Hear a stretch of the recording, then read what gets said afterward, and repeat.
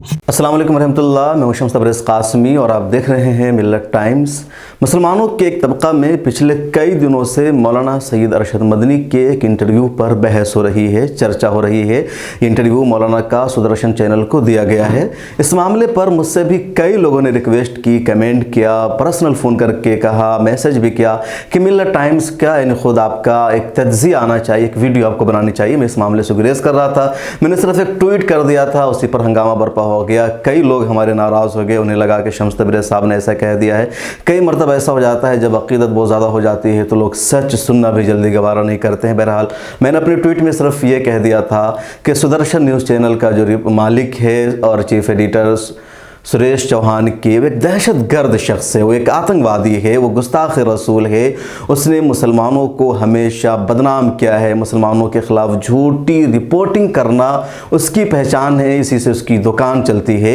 ऐसे शख्स के ख़िलाफ़ मुसलमानों के मौक़र रहनुमा, मौक़र आलिम दीन अमीरुल हिंद मौलाना सैयद अरशद मदनी साहब दामत बरकातुहुम को इंटरव्यू नहीं देना चाहिए। ऐसे शख्स को उसके औकात बताने का सबसे अच्छा अंदाज़ यही था कि उसे कह देते कि तुम गुस्ताख रसूल हो, तुम झूठी रिपोर्टिंग करते हो, तुम अपनी रिपोर्टिंग के बुनियाद पर, अपने कामों की बुनियाद पर इस लायक ही नहीं हो कि तुम्हें जर्नलिस्ट कहा जाए, इसलिए हम तुम्हें इंटरव्यू नहीं दे सकते हैं, तुम चले जाओ।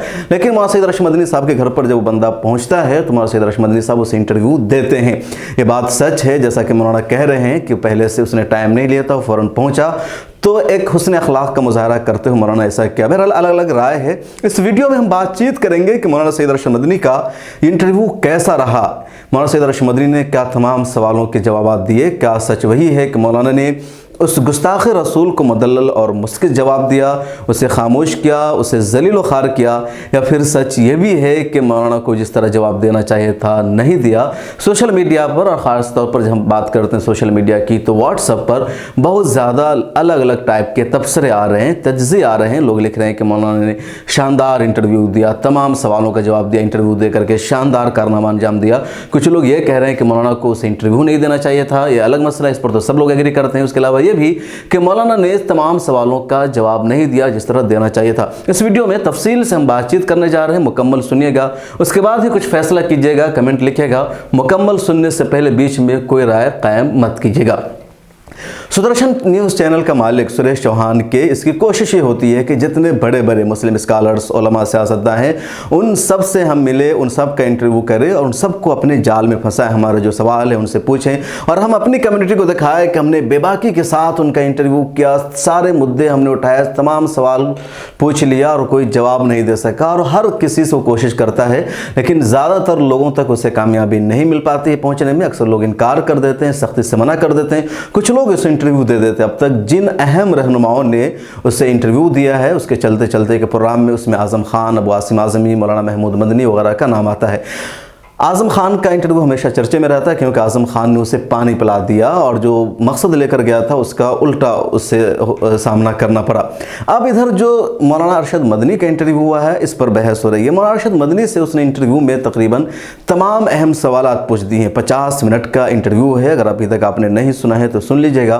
50 मिनट के इंटरव्यू में उसने अल्लाह की वहदानियत के बारे में सवाल कर दिया, अल्लाह बरा है, महादेव बरा है, तौहीद, रिसालत, बांग्लादेश, मुल्ला उमर, पाकिस्तान, अफगानिस्तान, गैर मुसलमान, चीन, असदुद्दीन ओवैसी, उमर गौतम, धर्म परिवर्तन और ऐसे जितने सवालात हो सकते हैं सब उसने पूछ दिया। औरंगज़ेब, आलमगीर, बाबरी मस्जिद, इन तमाम चीज़ों को भी उसने इंटरव्यू में शामिल कर दिया। महात्मा गांधी जन्नत में जाएंगे नहीं जाएंगे, इस तरह के सवालात भी उसने कर दिए अपने इंटरव्यू में।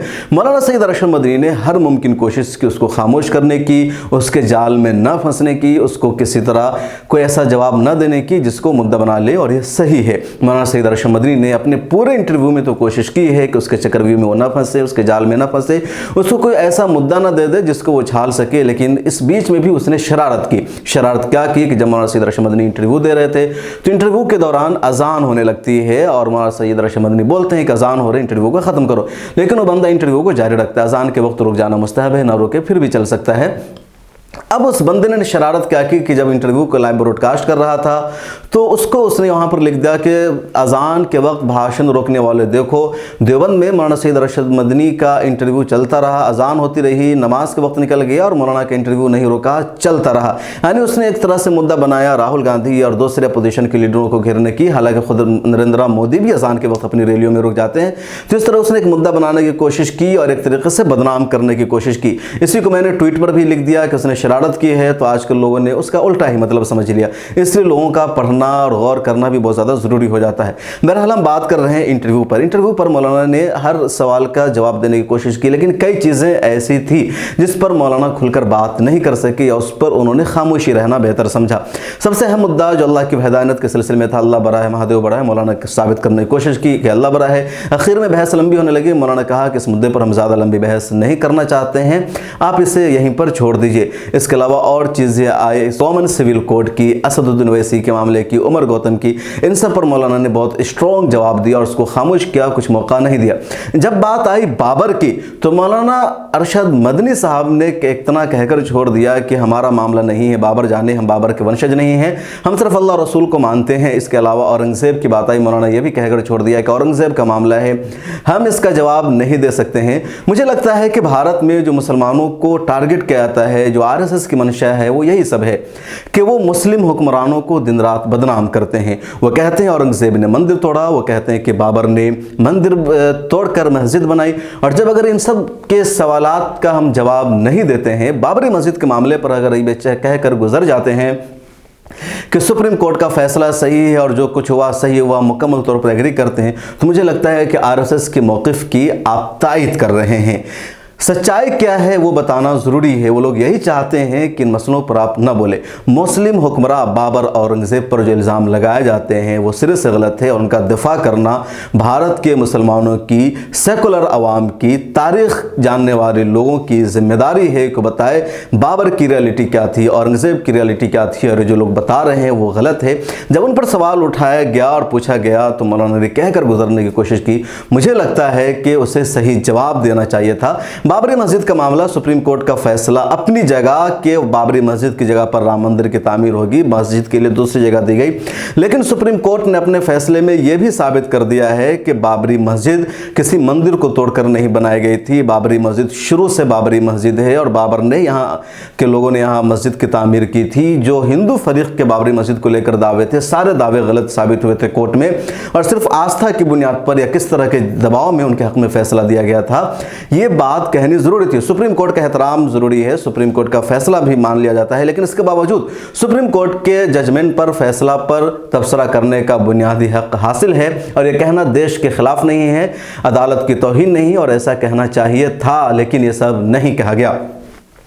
बात आई गांधी जन्नती है, जहन्नमी है, जन्नत में जाएंगे, हिंदू थे, मुसलमान थे, उस पर भी मौलाना खुलकर नहीं बोल सकी। मेरे ख्याल में गांधी की जो शख्सियत है उसे बताना चाहिए था। अक़ीदा के मामले में किसी तरह का कोई समझौता नहीं किया जाता है। अल्लाह के रसूल सल्लल्लाहु अलैहि वसल्लम ने अपने चचा हज़रत अबू तालिब को भी कभी काफिर मानने से इनकार नहीं किया, लेकिन जब यहाँ पर कहा गया गांधी काफिर थे नहीं थे, चुप हो गए मौलाना, या कुछ अलग थलग जवाब देने की कोशिश की। इसी तरीके से ये भी कोई जन्नत में जाएगा या जहन्नम में, तो मौलाना ने खुल करके जवाब नहीं दिया। खुद सुरेश चौहान के ने जब पूछा कि हमें काफिर मानते हैं, गैर मुस्लिमों क्या है, तो उसका भी वाज़ेह जवाब नहीं देगा। हालांकि अक़ीदे से मामला रखता है, इस मामले में ज़्यादातर मसलहत ही कई मरतबा परेशानियों का सबब बन जाती है। इंटरव्यू के दौरान बार बार मौलाना से मुल्ला उमर, तालिबान, अफगानिस्तान के बारे में पूछा गया। मौलाना ने यह कहकर आगे गुजर जाने की कोशिश की कि उसे हम जानते नहीं, उससे हमारा वास्ता ही नहीं है। हालांकि उसी दौरान उसने यह भी पूछ दिया कि गैर मुसलमानों पर जुल्म हो रहा है, उस पर आप सवाल क्यों नहीं उठाते हैं। तो मौलाना ने कह दिया कि हम उसकी मजम्मत करते हैं, जुल्म हो रहा है, गलत है। आगे वो बंदा फंसा देता है कि जब गैर मुसलमानों की आपको खबर है, चाइना की खबर है, तो तालिबान की आपको खबर क्यों नहीं है। मौलाना कह देते हैं कि हमारे पास यही मोबाइल है, इसके अलावा हमें कुछ अता पता नहीं है। जब एक तरफ आपने एक इकरार किया तो यकीनी बात है दूसरों उसकी भी इंफॉर्मेशन आपके पास होगी, लेकिन ऐसे कह देने से कहीं ना कहीं खुद अपना वकार घट जाता है। जो क्लियर स्टैंड है तालिबान के बारे में, अफगानिस्तान के बारे में, उसे बताना ज़रूरी है, क्योंकि इस बड़े पैमाने पर इसका असर हो रहा है। सरकार ने तालिबान को एक्सेप्ट करना, तस्लीम करना शुरू कर दिया। हाल ही में बाज़ाब्ता तौर पर वज़ारत ख़ारजा के अफसरान की तालिबान के डिप्टी प्राइम मिनिस्टर से और दीगर अहम जिम्मेदारों से मुलाकात हुई है। इससे पहले भी मुलाकात होती रही है। तालिबान के मसले पर लगातार भारत के मुसलमानों को टारगेट किया जा रहा है, निशाना बनाया जा रहा है। असम में 16 लोगों को UAPA के तहत गिरफ्तार कर दिया गया, महज इस वजह से कि उन्होंने तालिबान के बारे में सोशल मीडिया पर कमेंट कर दिया था। ऐसे मौके पर ज़रूरी है कि सरकार की असलियत बताई जाए, ये कहा जाए कि तालिबान को लेकर सच्चाई क्या है और सरकार का क्या मौक़िफ़ है। ये कह देना कि हम तालिबान को नहीं जानते हैं, तालिबान से वास्ता नहीं है, भारतीय मुसलमानों के लिए ये मामला और मुश्किलें पैदा करने वाला है। इससे भले ही सुरेश चौहान के को इस इंटरव्यू में कुछ मिर्च मसाला तो नहीं मिला, लेकिन जो मुसलमानों का सही मौक़िफ़ होना चाहिए था वो सामने नहीं आ सका, जिस पर तवज्जो देने की ज़रूरत है। मौलाना सईद अरशद मदनी के इस इंटरव्यू का और भी अलग अलग जाविये से, अलग अलग तरीके से लोगों ने तज्ज़िया किया है। सोशल मीडिया पर ये चीज़ें वायरल हो रही है, उसे आप देख सकते हैं, पढ़ सकते हैं। मेरे जहन में बातें थी इस इंटरव्यू के ताल्लुक से जो मैंने यहाँ जिक्र किया, और सबसे अहम बात जो मैंने पहले भी जिक्र किया कि सुरेश चौहान के जैसा शख्स इस लायक नहीं है कि उसे इंटरव्यू दिया जाए। इंटरव्यू देने के बाद उसकी अपनी एक अहमियत बन जाती है, उसकी जगह बन जाती है, उसकी TRP बढ़ जाती है। पिछले एक हफ्ते का मैंने रिकॉर्ड चेक किया सुदर्शन न्यूज़ चैनल के यूट्यूब पर, उसके सब्सक्राइबर 1 मिलियन समथिंग है, ज़्यादा है भी नहीं। एक हफ्ता में किसी भी वीडियो का 10,000 से ज़्यादा व्यूज़ नहीं था, लेकिन मौलाना सईद अरशद मदनी का इंटरव्यू आया, कल मैं देख रहा था 40,000 से ज़्यादा व्यूज़ है और अभी लाख से ऊपर क्रॉस कर गया होगा। मौलाना सईद अरशद मदनी की वजह से उसकी TRP बढ़ी, उसके व्यूवर्स बढ़े। इसके अलावा मौलाना सईद अरशद मदनी उसके खिलाफ सुप्रीम कोर्ट में केस लड़ रहे हैं और भी कई तंजीमें लड़ रही है, क्योंकि इसने मुसलमानों के खिलाफ लगातार झूठ गहरा, और जब UPSC का मामला आया तो बड़े पैमाने पर इसके खिलाफ मुकदमा हुआ, सुप्रीम कोर्ट तक बात पहुंची, हाई कोर्ट में बात पहुंची थी, सिविल सोसाइटी के लोगों ने इसके खिलाफ केस दायर करने की कोशिश की थी, मुतअद्दिद थानों में FIR दर्ज कराई गई थी, क्योंकि इसने UPSC जिहाद का नारा दे दिया था कि मुसलमान UPSC जिहाद कर रहे हैं, मुख्तलिफ महकमों में मुसलमान जा रहे हैं, वहाँ जिहाद करेंगे। इससे पहले इसने कोरोना जिहाद की इस्तिलाह छेड़ रखी थी। अभी इसने हाल ही में एक और शो किया जिसमें मार्च जिहाद किया कि मुसलमान नंबर ज़्यादा ला करके जिहाद कर रहे हैं, यानी मुसलमानों को हर सतह पर इसने बदनाम करने की कोशिश की। फर्जी खबरें लगातार चलाता रहा। जमीयत के खिलाफ भी इसने 10 फर्जी रिपोर्ट की है, जमीयत को अलग अलग तरह के ऑर्गेनाइजेशन इसने साबित करने की कोशिश की है। कुल मिलाकर के जो लोग इसके खिलाफ केस लड़ रहे हैं, हालांकि इसका शो बैन नहीं हुआ, हाई कोर्ट ने इसे इजाज़त दे दी थी, सरकार ने भी इसको सपोर्ट कर दिया था, लेकिन तमाम लोगों ने इसके खिलाफ ही अपना स्टैंड लिया था। अब ऐसे शख्स के खिलाफ अगर मौलाना सईद अरशद मदनी केस लड़ रहे हैं और दूसरी तरफ उसको इंटरव्यू देते हैं, तो कहीं ना कहीं कोर्ट में साबित कर देगा कि जिन्होंने हमें गलत साबित करने की कोशिश की है, जो हमारे खिलाफ मुकदमा लड़ रहे हैं, वो तो हमें बैठ कर इंटरव्यू देते हैं, मुस्कुरा कर इंटरव्यू देते हैं, और उनकी नज़र में तो मैं फ़िरका परस्त भी नहीं हूँ। क्योंकि इंटरव्यू के आखिर में आप देखेंगे 49-50 मिनट के आसपास जब मौलाना उसे दबे लफ्ज़ों में फ़िरका परस्त कहते भी है, ये भी कहते हैं कि जो लोग देश को तोड़ने वाले हैं आप उनकी गोद में बैठे हुए हो। आगे वो शख्स काउंटर कहता है कि कौन लोग है जो देश को तोड़ने वाले हैं, क्या मैं फ़िरका परस्त हूँ? मौलाना कहते हैं कि नहीं, आप फ़िरका परस्त नहीं, कुछ और लोग फ़िरका परस्त है। तो कहीं ना कहीं कल होकर कोर्ट में क्लिप भी वो दिखा देगा कि देखिए मुझे ऑन कोर्ट ऑन रिकॉर्ड इन्होंने मुझे कहा है कि तुम फ़िरका परस्त नहीं हो, भले ही इनके वकील मेरे बारे में ऐसी बातें कर रहे हैं। तो कहीं ना कहीं कोर्ट में उसको नज़ीर के तौर पर साबित कर देगा। और दूसरी तरफ जो उसके लोग सोशल मीडिया पर इस वीडियो को शेयर कर रहे हैं, दोनों तरफ, एक तरफ तो हमारे लोग हैं जो ये लिख करके शेयर कर रहे हैं कि मौलाना ने शानदार जवाब दिया, मुस्कित दिया, दंदान शिकन जवाब दिया मुनाजरे में जो अल्फाज इस्तेमाल किए जाते हैं। लेकिन दूसरी तरफ जो कट्टरपंथी हिंदू है वो भी कह रहे हैं कि घुस करके उसने इंटरव्यू लिया, जो मौलाना किसी को घुसने नहीं देते हैं, किसी को बैठने नहीं देते हैं, किसी की हिम्मत नहीं है कि देवबंद जा सके। इवन योगी को देवबंद में ऑपरेशन करने के लिए ATS का दफ्तर कायम करना पड़ा। उस मौलाना अरशद मदनी उस दारुल देवबंद के मुखिया के घर में सुरेश चौहान के ने घुस करके इंटरव्यू ले लिया। उसने तमाम सवाल पूछे, किसी को जवाब नहीं दिया, महादेव की जय जय उसने करा दी। इस तरह के अल्फाज के साथ वो भी इस इंटरव्यू के शेयर कर रहे हैं। अपने लोगों में उसने एक मैसेज दे दिया कि हमने हर सवाल कर लिया, और देखिए वो डाउन नजर आए। वो बाबर और मुगल और औरंगजेब के बारे में कुछ भी जवाब उन्होंने नहीं दिया। हमने उनसे पूछा बाबरी मस्जिद पर, उन्होंने कुछ भी खुल करके नहीं कहा। एक तरह से जो सुप्रीम कोर्ट का फैसला है उसे उन्होंने तस्लीम कर लिया।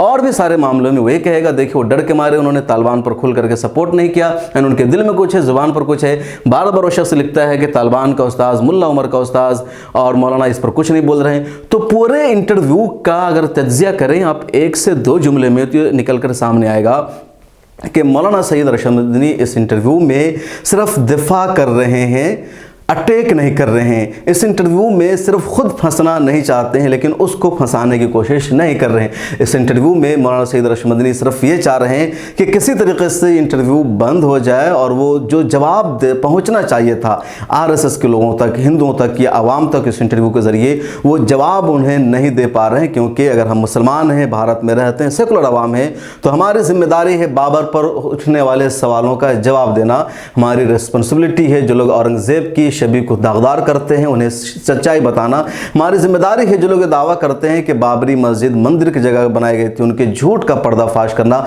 हमारी जिम्मेदारी है। बताना कि मुसलमान सेकुलर हैं, अल्लाह ताला एक है और इस्लाम ही दुनिया का सबसे सच्चा हकीकी मज़हब है। जो इस्लाम को नहीं मानता है उसे मुसलमान नहीं कहा जाएगा, जो इस्लाम को नहीं मानेगा वो जन्नत में नहीं जाएगा। ये सारी सच्चाई बताना मुसलमानों की जिम्मेदारी है, मुस्लिम रहनुमाओं की और ज़्यादा जिम्मेदारी बनती है।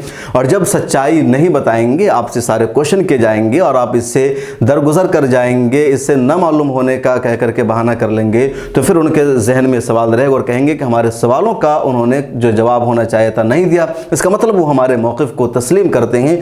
ये पूरा मैसेज जा रहा है इस इंटरव्यू से, जिस पर गौर करने की ज़रूरत है, सोचने की ज़रूरत है। और कई मरतबा उसने कितनी शरारतें की है वो भी आप देख चुके हैं। इंटरव्यू के आखिर में मौलाना सईद अरशद मदनी के इंटरव्यू का कुछ क्लिप्स बीच बीच में हमने आपको बताया, यहाँ भी आप देख सकते हैं। और उस एंकर की जो खबासत है, जो शरारत है, उसको भी आप यहाँ पर देखते चलिए कि इससे पहले भी किस तरह की इसने खबासतें की है, शरारतें की है। और इसलिए सोशल मीडिया पर, ट्विटर पर बड़े तबके ने आकर के मौलाना का विरोध किया। विरोध इस माना कर नहीं कि मौलाना गलत है, ये नहीं कि मौलाना की शख्सियत में कुछ कमी है, मौलाना ने सही जवाब नहीं दिया, बल्कि इसलिए कि उस खबीस के साथ मौलाना सईद अरशद मदनी को इंटरव्यू नहीं देना चाहिए था। मौलाना मिल्लत इस्लामिया हिंद के सबसे बड़े कायद माने जाते हैं, वो इस घटिया शख्स के साथ इंटरव्यू देने के लायक नहीं है, ज़ेब नहीं देता है। इससे मिल्लत के वक़ार को ढचका लगा है। आप इस बारे में क्या सोचते हैं? मेरे तज्ज़िये पर आपका अपना क्या नज़रिया है? कमेंट सेक्शन में ज़रूर लिखिएगा। हमारी वीडियोस देखने के लिए बेहद शुक्रिया। मिल्लत टाइम्स की खबरें पढ़ने, सुनने और देखने के लिए गूगल प्ले स्टोर से ऐप डाउनलोड करें। यहाँ आप उंगली की क्लिक में पढ़ सकते हैं 4 ज़बानों में न्यूज़, उर्दू, हिंदी, अंग्रेज़ी, बंगला। आप ऐप पर मिल्लत टाइम्स की वीडियोस भी देख सकते हैं। अगर आप YouTube पर देख रहे हैं तो रेड बटन को दबाकर चैनल को सब्सक्राइब करें और बेल आइकन ज़रूर दबाएं। फेसबुक पर देख रहे हैं तो पेज को लाइक और फॉलो ज़रूर करें। ट्विटर और इंस्टाग्राम पर भी मिल्लत टाइम्स को फॉलो करें। मिल्लत टाइम्स की स्टोरीज हासिल करने के लिए टेलीग्राम और व्हाट्सएप पर बराह रास्त हमारे साथ जुड़ सकते हैं। हमारे काम से आप मुतमईन हैं तो इसे जारी रखने और मजबूत बनाने के लिए हमें सपोर्ट करें। स्क्रीन पर दिख रहे और डिस्क्रिप्शन में दिए गए अकाउंट नंबर पर मिल्लत टाइम्स को अपनी रकम भेज सकते हैं। अगर आपके इलाके का कोई मामला है, आपकी मसाइल को मीडिया में जगह नहीं दी जा रही है, तो हमें ईमेल करें या व्हाट्सएप पर मैसेज करें। हम उठाएंगे आपकी आवाज़। मिल्लत टाइम्स मतलब मजलूमों की आवाज़, नफरत के खिलाफ जंग, फर्जी खबरों से निजात। www.millattimes.com